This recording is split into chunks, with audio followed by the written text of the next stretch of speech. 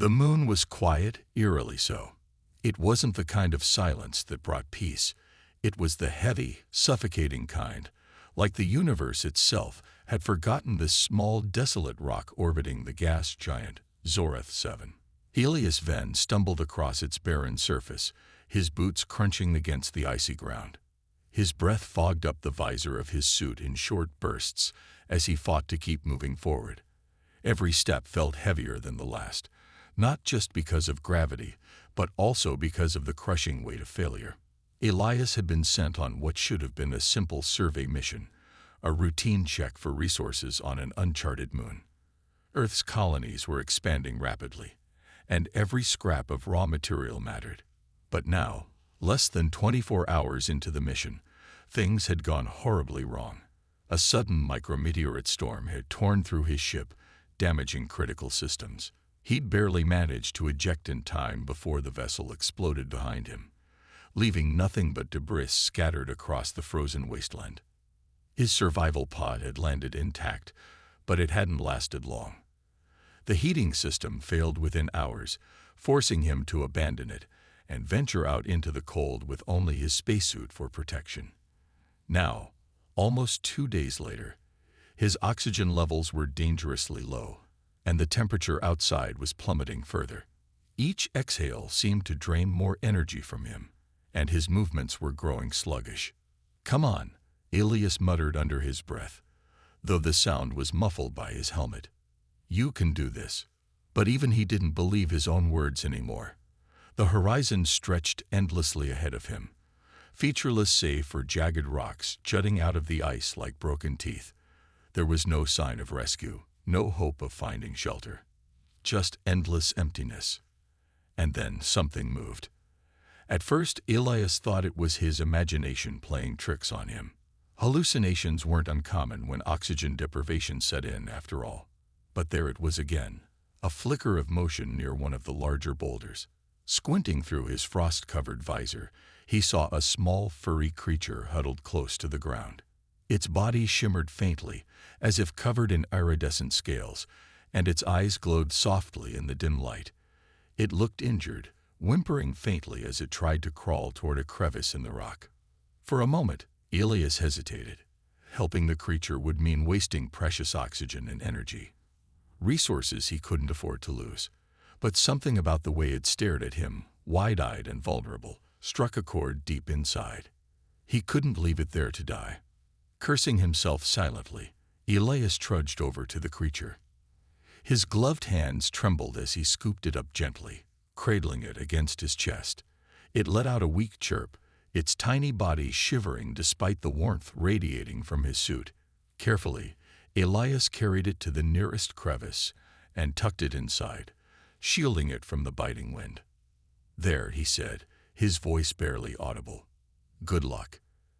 As he turned to leave, exhaustion hit him like a wave. His vision blurred, and he staggered, nearly falling to his knees. He leaned against the boulder for support, trying to steady himself. That's when he noticed it, the faint hum in the air, vibrating through the soles of his boots. Looking up, he saw a shadow pass over the sky, blotting out the distant glow of Zorath 7. A ship. It hovered silently above the terrain, sleek and otherworldly, its surface gleaming with intricate patterns that shifted like liquid metal. Elias blinked, unsure if he was dreaming. Ships like this didn't belong to humanity. They were far beyond anything humans could build. Before he could process what was happening, a beam of light shot down from the vessel, engulfing him in warmth. For a brief moment, Elias felt weightless, suspended between worlds. Then everything went black.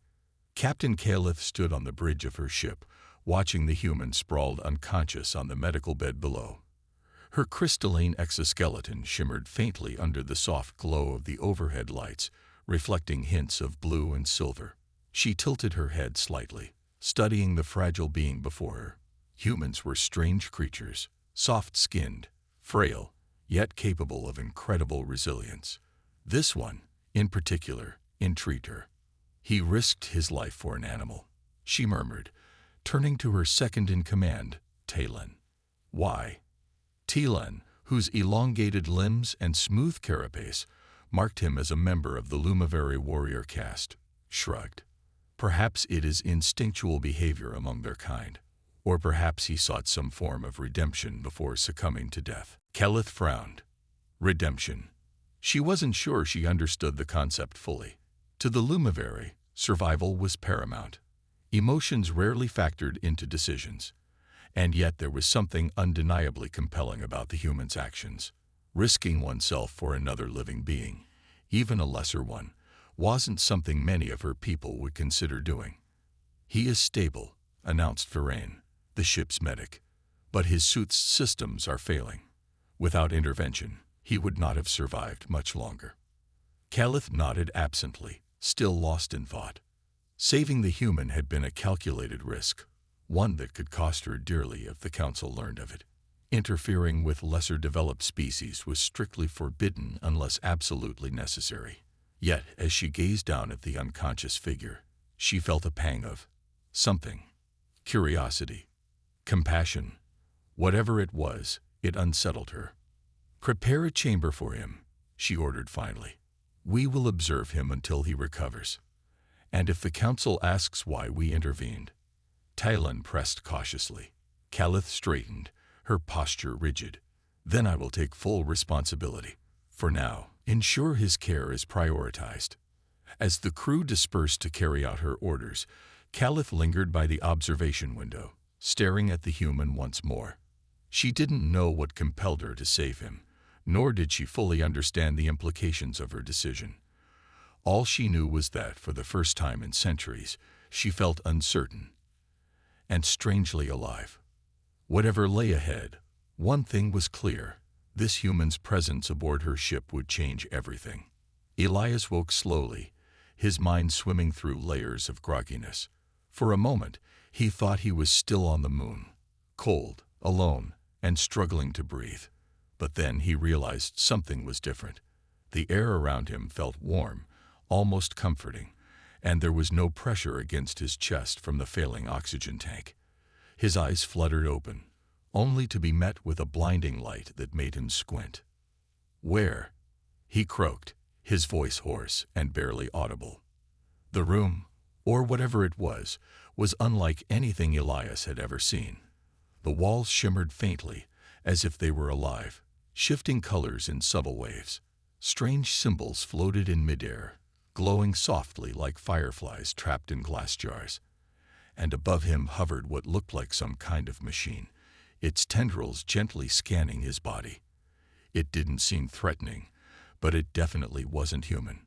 Before panic could take hold, a figure stepped into view. At first glance, Elias thought it might be another machine. Its form was tall and angular, covered in what appeared to be crystalline plates that reflected the ambient light. But then he saw the eyes. Large, almond-shaped, and an iridescent shade of blue-green, they locked onto his with an intensity that sent a shiver down his spine. "You are awake," the figure said, its voice smooth and melodic, but slightly mechanical, as though filtered through a translator. "I am Captain Kelith." Elias blinked, trying to process everything at once. "Who? What are you? Where am I?" Kelith tilted her head slightly, a gesture that seemed curious rather than hostile. "You are aboard my vessel, the Orion. My crew rescued you from the surface of the moon where your ship malfunctioned." My ship. Memories flooded back. The crash, the freezing temperatures, the small creature he'd saved. "Wait, how did you find me? Did Earth send you?" Kelith's expression remained unreadable. "No, we are not affiliated with your species or your planet. You were fortunate we detected your presence during our patrol. However, saving you comes with certain conditions." "Conditions," Elias repeated, sitting up cautiously. The movement caused the floating symbols around him to shift, and he instinctively flinched. "What kind of conditions?" Kelith folded her arms across her chest, her crystalline exoskeleton catching the light. "Among my people, the Lumaveri, rescuing someone creates a bond between them and their savior. Until you prove yourself worthy of freedom, you are bound to me." Elias stared at her, unsure whether to feel grateful or alarmed. Bound. What does that even mean? Am I a prisoner? No, Caliph replied firmly. You are not a prisoner, but you must earn your independence by completing tasks set forth by our council. Failure to do so will result in permanent servitude. The weight of her words sank in, and Elias felt a mix of frustration and fear bubbling inside him. This is insane. I didn't ask for any of this. And yet here you are, Caliph countered, her tone calm but unyielding. Would you have preferred we left you to perish? Elias opened his mouth to argue but stopped himself. She had a point. If she hadn't intervened, he would be dead or worse, frozen solid on that desolate moon. Still, the idea of being bound to an alien captain grated against his sense of autonomy. What happens now? He asked after a long pause. For now you recover, Caliph said, gesturing to the hovering device above him. We have repaired much of the damage to your body, but you require rest. Once you are stable, we will discuss your obligations further. With that, she turned and walked away, her movements fluid and deliberate. Elias watched her go, feeling this strange mixture of emotions: relief at being alive, confusion about his circumstances, and a flicker of curiosity about the enigmatic alien who had saved him. Over the next few days, Elias began to adjust to life aboard the Orion. The ship was a marvel of technology, every surface pulsing with energy and purpose. Lumiveri crew members moved efficiently through the corridors, their crystalline forms casting prismatic reflections wherever they went. They mostly ignored Elias, though a few cast him wary glances, clearly uneasy about having a human on board. Caliph visited him regularly, bringing updates on his condition and answering his endless questions, at least the ones she deemed appropriate. He learned that the Lumiveri were explorers, traversing the galaxy in search of knowledge and resources. Their society valued logic and efficiency above all else, which explained why Caliph seemed so focused on rules and protocols. Despite their differences, Elias found himself drawn to her. There was a quiet strength in her demeanor, a sense of purpose that commanded respect. And while she never explicitly showed emotion, he occasionally caught glimpses of something softer beneath her stoic exterior, a hint of curiosity, perhaps, or maybe even concern. One evening, as Caliph stood watching over him during one of his recovery sessions, Elias decided to test the boundaries of their relationship. "Why did you save me?" he asked bluntly. "You said it yourself. Your laws don't exactly encourage helping outsiders." Caliph hesitated, her luminous eyes narrowing slightly. "Because you acted selflessly," she admitted after a moment. "When most beings would have prioritized their own survival, you chose to aid another. That intrigues me." Elias blinked, surprised by her candor. "So, what, you think I'm special or something?" "I think you are unusual," Caliph corrected, her tone neutral. "Whether that makes you worthy remains to be seen." Her words stung, but Elias couldn't deny the truth in them. He was just a man, a broken-down explorer with nothing to his name except stubbornness and luck. Yet, for reasons he couldn't fully understand, Caliph had taken a chance on him. As the days passed, their interactions grew less formal and more natural.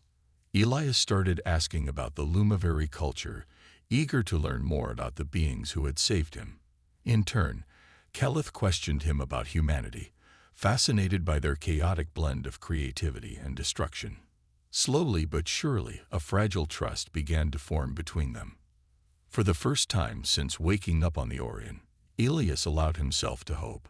Maybe this strange new world wouldn't be so bad after all. The first trial was set on a jungle planet called Valora 4, a world teeming with life and danger. Thick vines snaked through the air, their bioluminescent glow casting eerie shadows across the dense foliage below.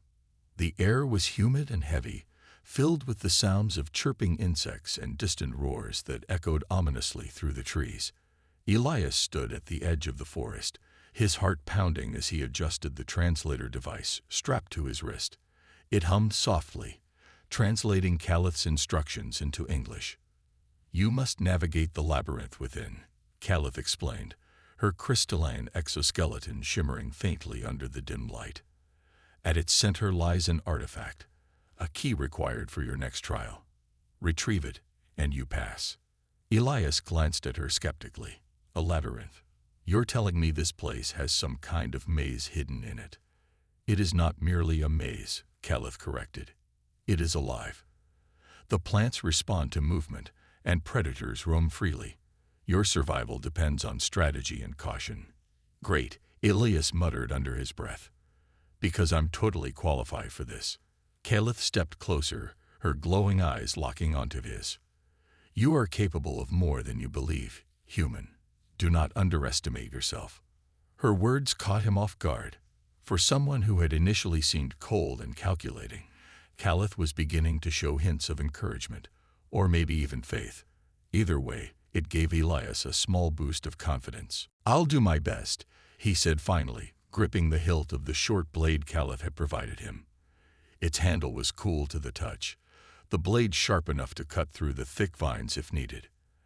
As they entered the jungle together, Elias couldn't help but notice how different Caliph looked compared to when she was aboard the Orion. Here, surrounded by nature, her crystalline form blended seamlessly with the glowing flora. She moved gracefully, her every step deliberate yet silent. Elias, on the other hand, felt clumsy and out of place, constantly swatting away insects and tripping over roots.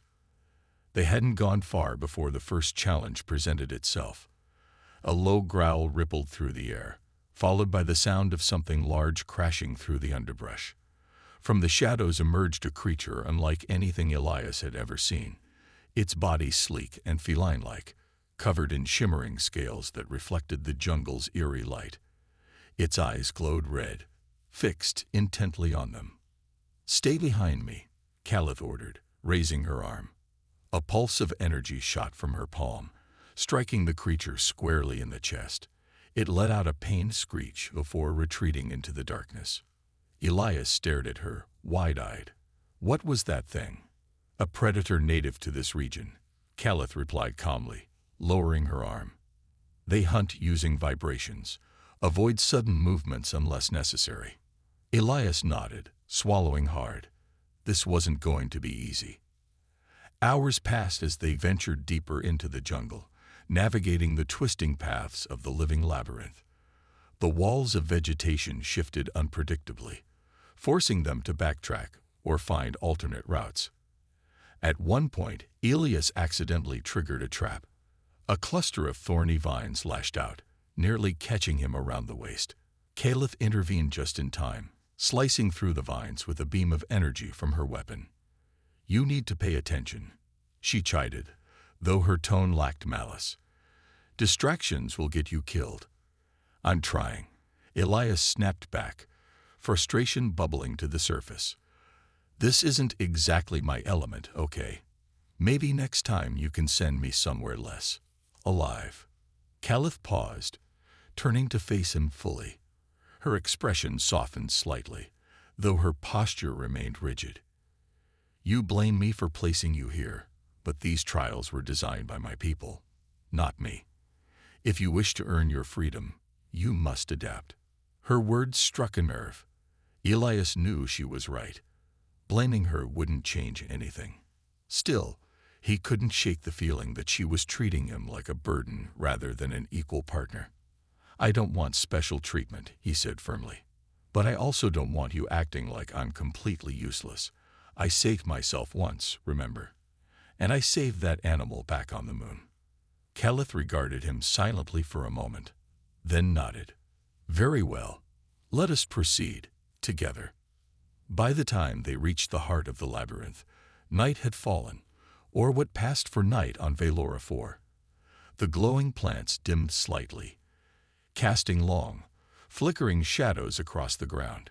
In the center of a clearing lay the artifact, a smooth metallic sphere hovering inches above the ground, pulsating faintly with light. "There it is," Elias whispered, stepping forward cautiously. "Now what?" "Retrieve it," Caliph instructed. "But be prepared. Guardians often protect such relics." As if on cue, The ground trembled beneath their feet. From all sides, more of the scaled predators emerged, circling them with predatory grace. Their glowing eyes locked onto the sphere, then shifted to Elias and Calith. "This is gonna get messy," Elias muttered, gripping his blade tightly. "No," Calith said sharply. "We cannot fight them all. Follow me." She activated a device on her wrist, emitting a high-pitched frequency that caused the creatures to recoil momentarily. Seizing the opportunity, she sprinted toward the sphere, grabbing it in one swift motion. Elias followed close behind, adrenaline coursing through his veins. When they finally made it back to the ship, both exhausted and battered, Calith turned to Elias with an unreadable expression. "You performed adequately," she said simply, "but there is room for improvement." Elias chuckled despite himself. "Thanks for the vote of confidence." Calith hesitated, then added, "You proved resourceful today. Perhaps I underestimated you." For the first time since meeting her, Elias saw a crack in her stoic demeanor, a hint of vulnerability. It made her seem more human, despite her alien appearance. And for the first time, he realized that their bond might run deeper than either of them had anticipated. The first trial was over, but Elias knew the hardest challenges were still ahead. The second trial took Elias and Calith to a volcanic planet named Pyrexian 9, a world of molten rivers and jagged obsidian cliffs. The air shimmered with heat waves, and the ground beneath their feet radiated warmth, even through their protective suits. Unlike the dense jungle of Valora 4, this place was barren and harsh, its landscape dominated by towering spires of black rock that jutted into the crimson sky like broken teeth. Their objective was simple, or so it seemed. At the heart of the planet lay an ancient temple buried beneath layers of cooled lava. Inside, they would find a puzzle inscribed on glowing panels. Solving it would unlock the key to advancing to the final trial. But as Elias soon discovered, nothing about the Lumivary trials was truly simple. Calith led the way, her crystalline exoskeleton gleaming faintly in the dim light. She moved with precision, stepping carefully over cracks in the brittle ground where molten streams bubbled menacingly below. Elias followed closely behind, his boots crunching against loose shards of obsidian. Despite the oppressive heat, he couldn't help but marvel at the alien beauty of the planet. It was terrifying and awe-inspiring all at once. "Stay close," Calith warned without turning around. "This terrain is unstable. One wrong step could send you plummeting into the magma." "Noted," Elias muttered, wiping sweat from his brow. He adjusted the oxygen regulator on his suit, grateful for the advanced technology provided by the Lumivary. Without it, he'd already be cooked alive. After hours of navigating the treacherous landscape, they finally reached the entrance to the temple. It loomed before them, a massive archway carved directly into the side of a cliff. Symbols etched into the stone glowed faintly, pulsating in rhythm with the distant rumble of the volcanoes. As they stepped inside, the temperature dropped slightly, though the air remained thick and stifling. The interior of the temple was a labyrinth of narrow corridors, lined with glowing runes. Each panel emitted a soft hum, and Elias felt a strange tingling sensation as he passed them. Calith stopped abruptly near the center of the chamber, where a large circular platform stood surrounded by floating glyphs. "This is it," she said, gesturing toward the platform. "The puzzle must be solved here." Elias peered at the glyphs skeptically. They shifted and rearranged themselves constantly, forming patterns that made no sense to him. "How are we supposed to figure this out? Do you speak whatever language this is?" "I do not," Calith admitted, "but I can interface with the system using my translator device. However, solving the puzzle requires both logic and intuition, qualities inherent to your species." "So, what? I'm the brains of this operation now?"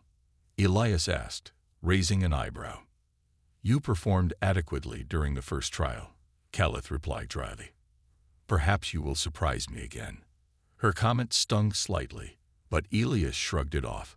Focusing on the task at hand, he stepped onto the platform and studied the glyphs more closely. They reminded him of something, a code or a pattern, but he couldn't quite place it. Then, as he stared harder, fragments of memory surfaced.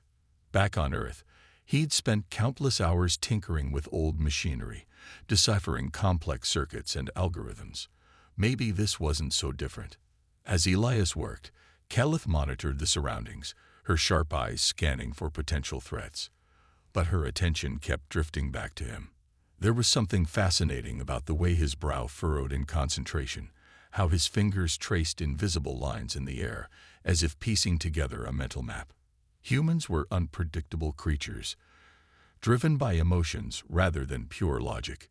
Yet, in moments like these, she saw flashes of brilliance that rivaled even the most advanced Lumivary minds.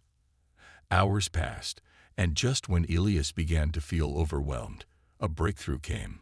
He noticed a sequence repeating itself among the glyphs, a spiral pattern that matched the carvings outside the temple.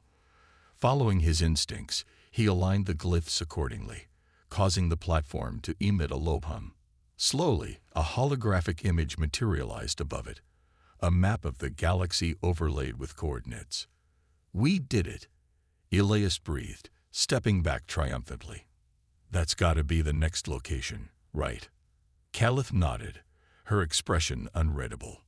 "Indeed. You have proven yourself resourceful once more." Later that evening, as they prepared to leave the temple, Elias wandered off briefly to inspect some of the carvings along the walls. His curiosity had always been one of his defining traits, and he couldn't resist exploring further. That's when he found it, a hidden alcove tucked away behind a crumbling pillar. Inside lay a small, dusty console covered in unfamiliar symbols. Intrigued, he activated it, triggering a projection of text and images. At first glance, the information appeared mundane, logs detailing trade routes and resource exchanges. But as Elias scrolled deeper, his blood ran cold. Buried within the data were records of Lumivary rescue missions gone awry. Entire populations had been exploited, stripped of their resources, and left struggling to rebuild. Some entries described outright enslavement under the guise of protection. Elias backed away slowly, his mind racing. Was this why the Lumivary valued efficiency so highly? Had they built their empire on the backs of less advanced civilizations? When Kelith found him moments later, his expression said everything.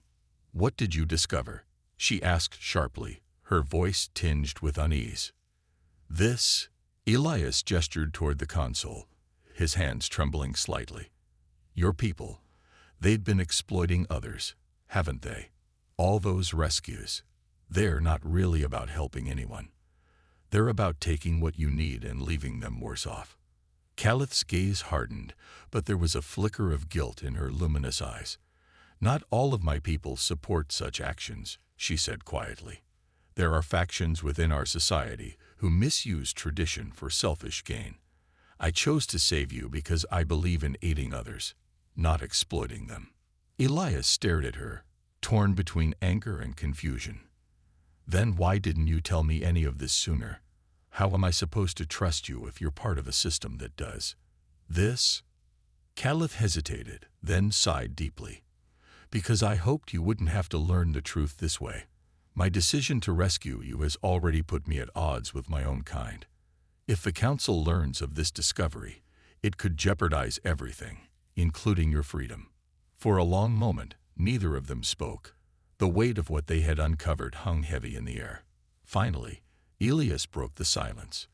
"If you really believe in doing the right thing, then prove it. Help me change this system from the inside." Kelith met his gaze, her resolve strengthening. "Very well," she said firmly. "Together, we will expose the truth. But know this, human. The path ahead will not be easy." Elias nodded grimly. "Nothing ever is." With newfound determination and a shared purpose, they left the temple behind, ready to face whatever challenges awaited them next. The final trial brought Elias and Kelith to a fractured ice planet known as Cryonax Prime. Unlike the fiery chaos of Pyraxian 9 or the eerie glow of Valora 4, this world was stark and desolate. its surface covered in jagged glaciers that reflected the pale light of a distant sun. The air was thin, and biting winds howled across the frozen plains, carrying with them the faint hum of ancient machinery buried beneath the ice. Their mission was clear: retrieve an artifact hidden within the ruins of an abandoned Lumiveri outpost.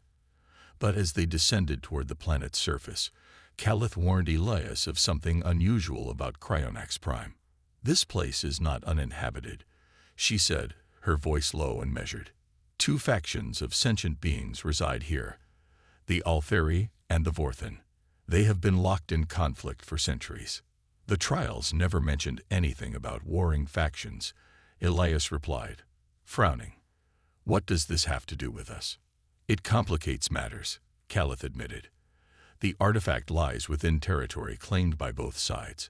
Approaching it will likely draw their attention and hostility." Elias groaned, running a hand through his hair. "Of course it will. Why can't anything ever be straightforward?" Calith didn't respond, but her expression suggested she shared his frustration. As their ship touched down on a flat expanse of ice, she activated a holographic map of the area. "The artifact is located deep within these ruins," she explained, pointing to a cluster of crumbling structures partially buried under layers of snow. "We must move quickly and avoid provoking either side if possible." As they ventured into the ruins, the signs of war were everywhere. Scorched walls bore the scars of energy weapons, and discarded fragments of armor littered the ground. The temperature dropped further as they moved deeper into the labyrinthine corridors, forcing Elias to adjust his suit's heating system repeatedly. Despite the biting cold, he could feel beads of sweat forming on his forehead, not from exertion, but from nerves. They hadn't gone far when a group of figures emerged from the shadows.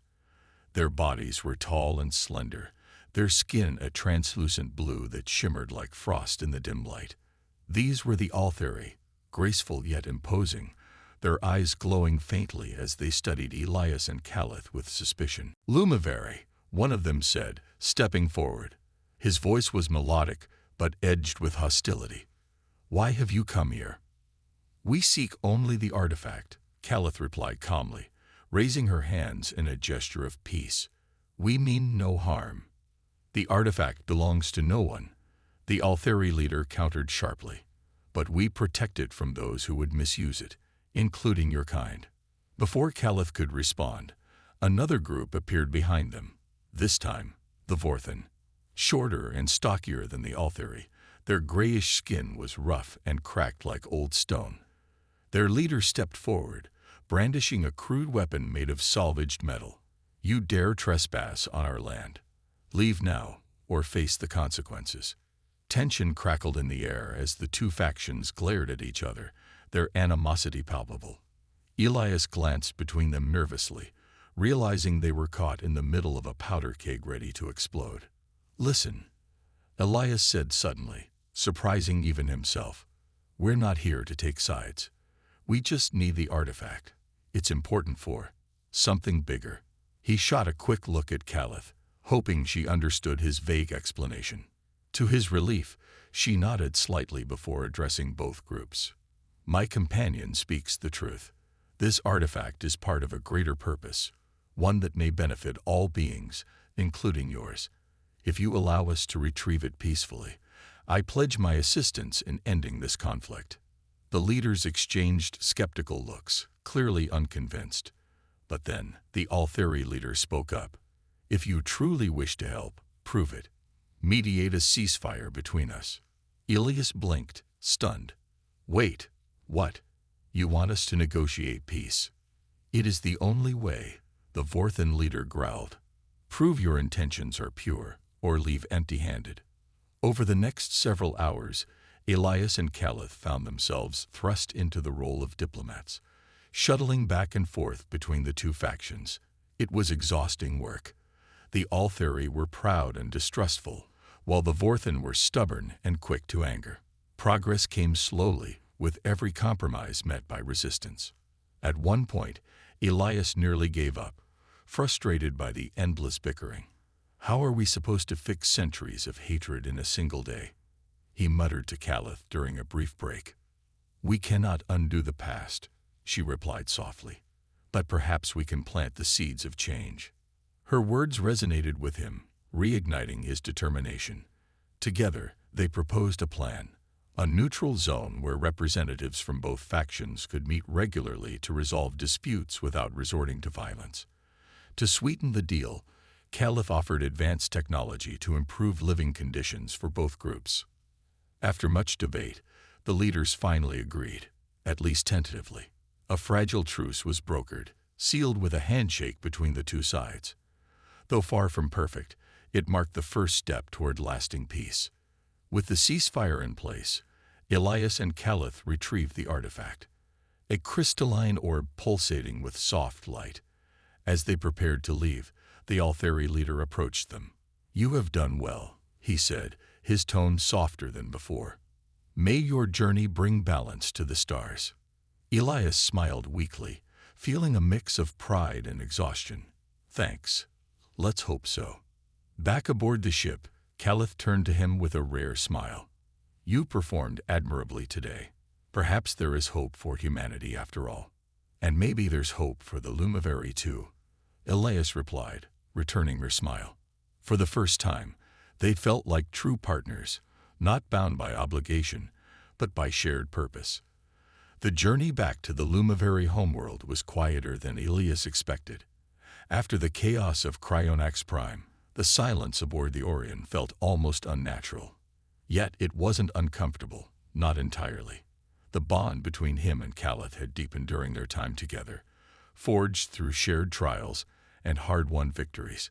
But now, as they approached the end of their mission, a sense of unease settled over them both.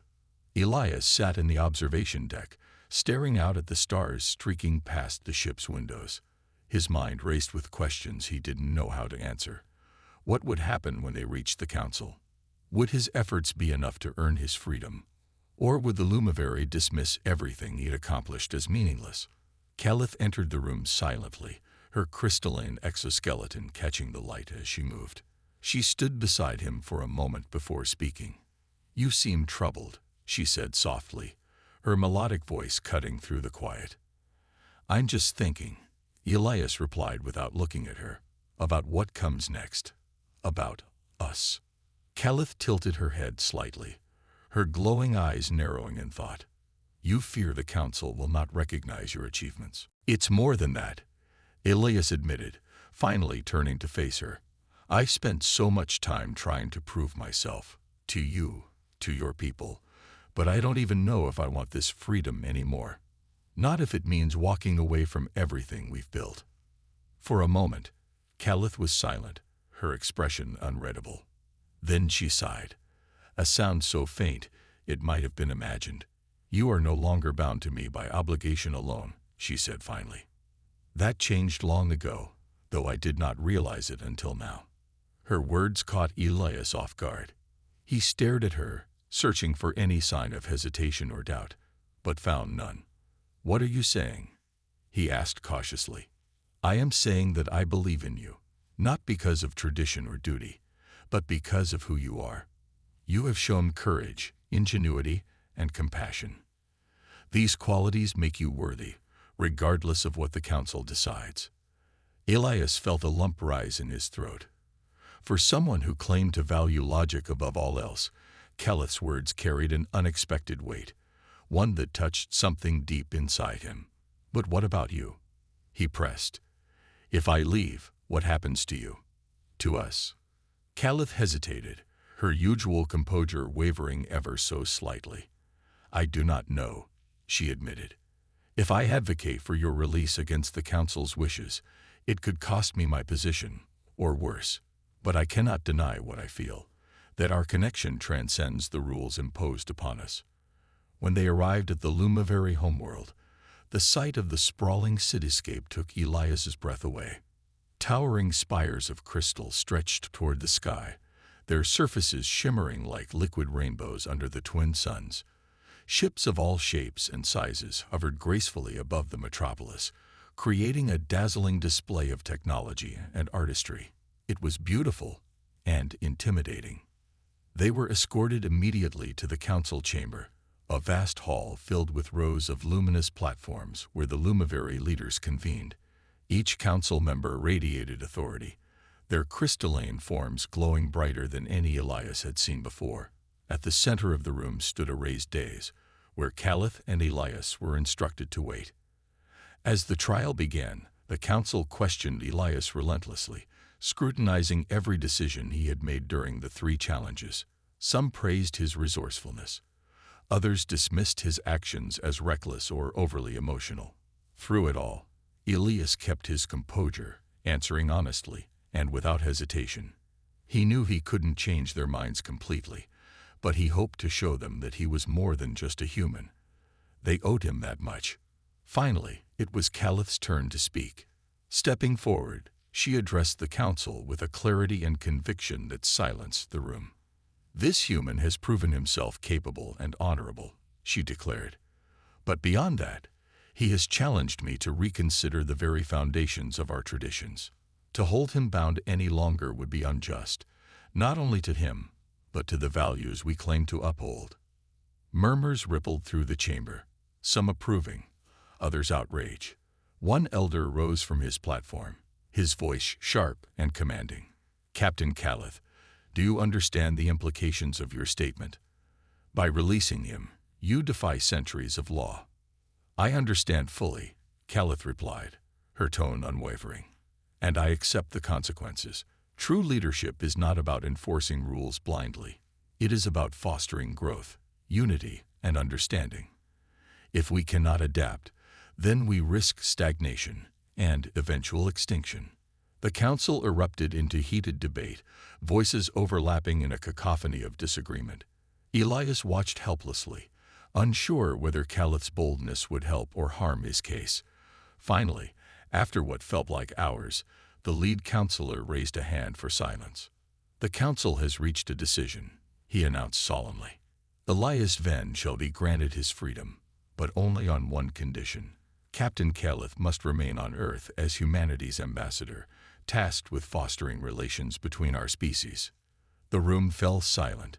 Elias's heart sank as he turned to Caliph, expecting anger or disappointment. Instead, she met his gaze with a small, knowing smile. "So be it," she said simply. Later, as they prepared to leave the council chamber, Elias pulled Caliph aside.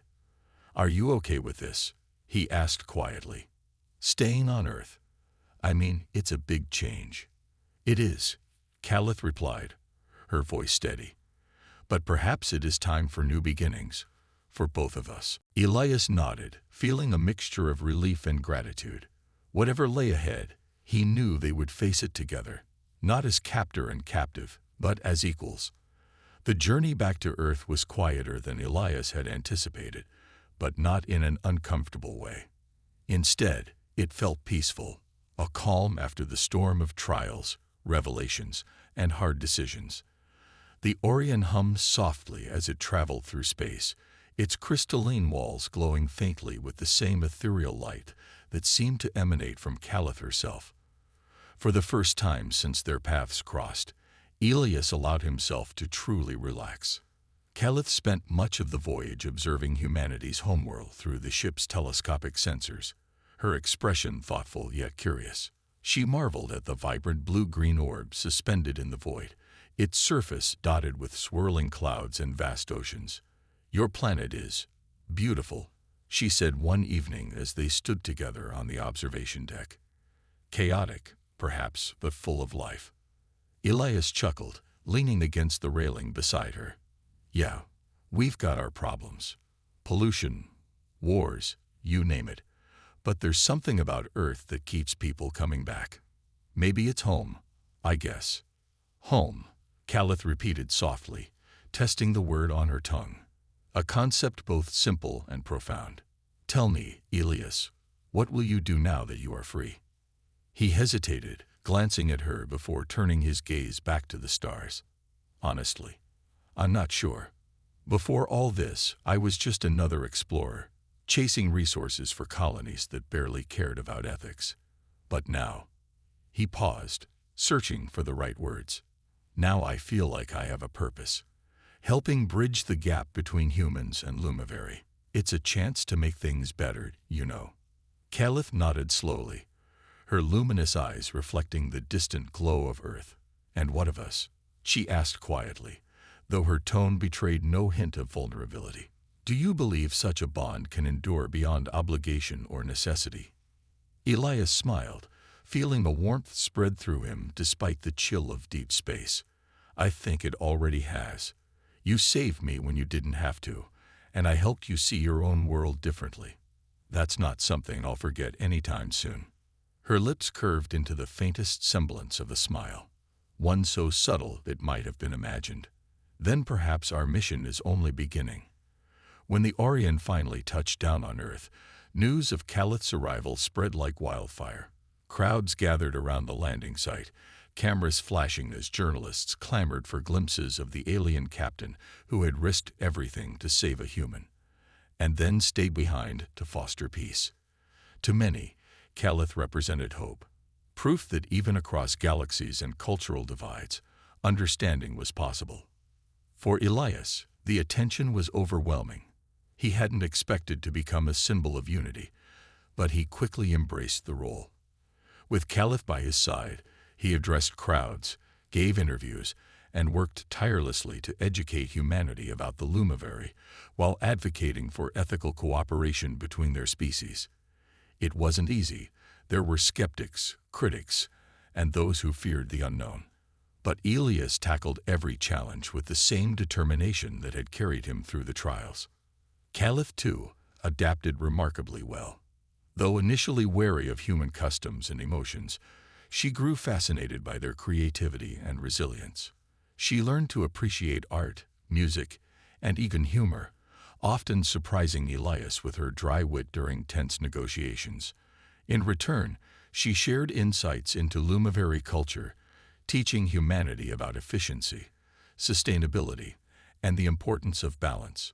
Together, they became ambassadors not just for their respective species, but for the idea that differences could be strengths rather than barriers.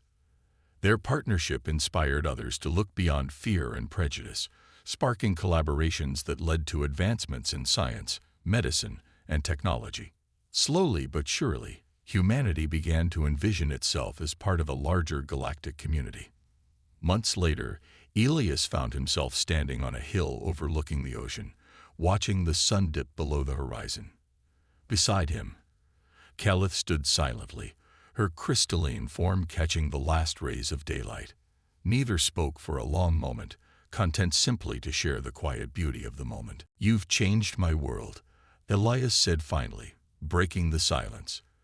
"I don't think I ever thank you properly for that." "And you have changed mine," Caliph replied, her voice soft but steady. "Perhaps that is the greatest gift of all, the ability to grow together." Elias turned to look at her, his heart swelling with gratitude and admiration. Despite their differences, they had forged a connection stronger than any law or tradition could dictate. They weren't bound by obligation anymore. They were bound by trust, respect, and mutual understanding. As the stars began to twinkle above them, Elias realized that their journey was far from over. There would always be challenges ahead, new worlds to explore, and bridges to build. But for the first time in his life, he felt ready to face whatever came next, not alone, but alongside someone who had become more than a friend or ally. She was family. And as they walked back toward the lights of the city, hand in hand, or as close to it as their differing anatomies allowed, Elias knew one thing for certain. The future was brighter because of her. In the vastness of space, where uncertainty often reigned supreme, bonds like theirs served as a reminder that hope could light even the darkest corners of the universe.